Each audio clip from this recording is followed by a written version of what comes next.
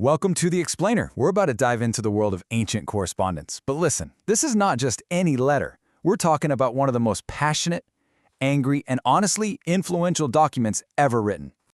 You know, the Apostle Paul was an absolute force of nature. It was famously said that when you read his letters, you could literally hear thunder.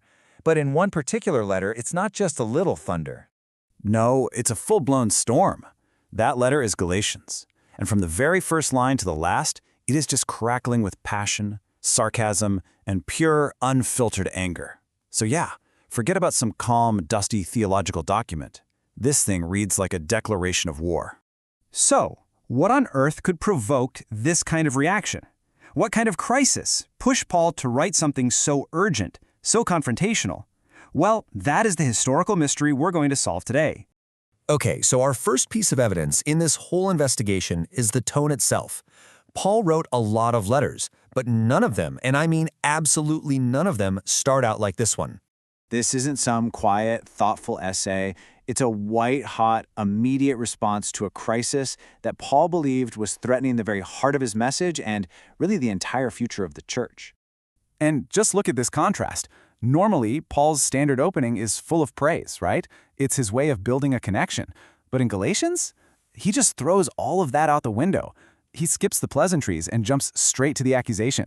He's not just disappointed, he says he's astonished. That one word tells you everything you need to know about how urgent he thought this situation was.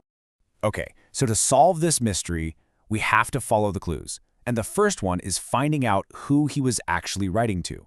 Who exactly were these Galatians that Paul was so furious with? Well, it turns out the term Galatia was actually a little bit flexible back in the first century. It could refer to an ethnic group, kind of like Celtic tribes up in the north, or it could mean the much larger Roman province that covered a whole mix of different people down in the south. And this has actually created a major historical debate. So this whole debate really boils down to two main theories. The North Galatian theory points to those ethnic Celts, but the problem is the historical trail goes completely cold. We have almost no record of Paul founding churches there. But the South Galatian theory, it lines up perfectly with the super detailed accounts we find in the book of Acts, pointing right to churches that we know Paul himself started. It's kind of a classic case of what's called the drunkard's search. We have all this bright, clear information about the southern churches. That's our streetlight. And while, sure, there might have been churches in the north, all the hard evidence we actually have points south. So they're the most logical recipients of this incredibly urgent letter. So, with the recipients pretty much identified, we can now turn to the culprits. A group of agitators had shown up in Galatia, and they were preaching a dangerously different message than the one Paul had originally delivered. Now, these weren't some outsiders from a different religion. No, they were fellow Christians. This is what made them so dangerous and so infuriating to Paul. The threat, as they say, was coming from inside the house.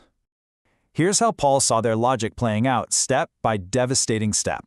For him, adding a requirement like circumcision wasn't just some minor tweak, it was a domino. It meant new converts were now obligated to follow the entire law of Moses, which completely changes the basis of their salvation. And if you can earn your salvation through works, then in Paul's mind, Christ's death on the cross was for absolutely nothing. And let me tell you, this was not just some abstract theological debate happening in scrolls and letters. Oh no, it became intensely personal. It all boiled over into this dramatic public showdown between two giants of the early church, Paul and Peter. So picture this. The scene is a shared meal in the church at Antioch. It's this beautiful picture of unity. You have Jewish believers and Gentile believers eating together, breaking down centuries of social and religious barriers. And who's right there in the middle of it all? The Apostle Peter himself. But then, everything changes. A delegation arrives from the more traditionalist, conservative church back in Jerusalem, and they've been sent by James, the brother of Jesus. And you can just feel the atmosphere shift. The pressure was suddenly on. And Peter, the leader, he caved, he folded. Fearing criticism from this circumcision party, he actually stopped eating with the Gentile believers. And this wasn't a private thing, it was a public act of separation. He was treating his fellow Christians like they were second class. Paul saw this as total hypocrisy, and what made it even worse was that his own close friend, Barnabas, got swept up in it too. So what did Paul do? He didn't pull Peter aside for a quiet chat. Nope.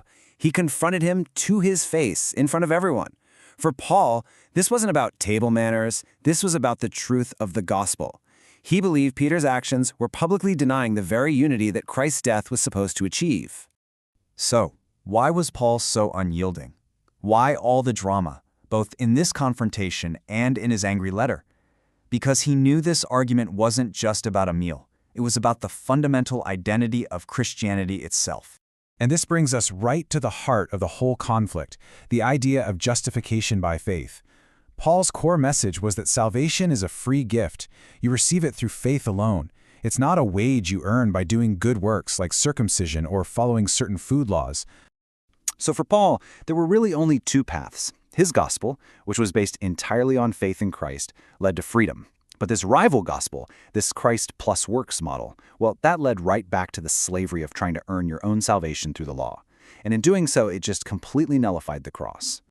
And you have to understand, the stakes could not have been higher. If Paul's opponents had won this argument, they would have essentially built a wall around the faith, creating a huge barrier for any non-Jews.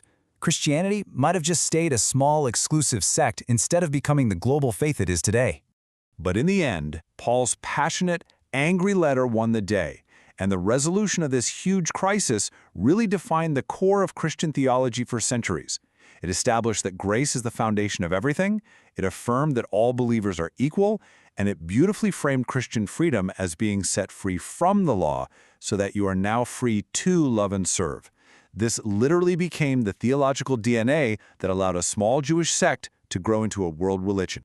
And so, this fiery letter to the Galatians leaves us with a timeless and, frankly, a challenging question. Paul drew a very clear line in the sand over what he saw as the non-negotiable truth of the gospel. And it forces us all to ask, where is that line between adaptable unity and an unacceptable compromise that actually betrays the core of a message?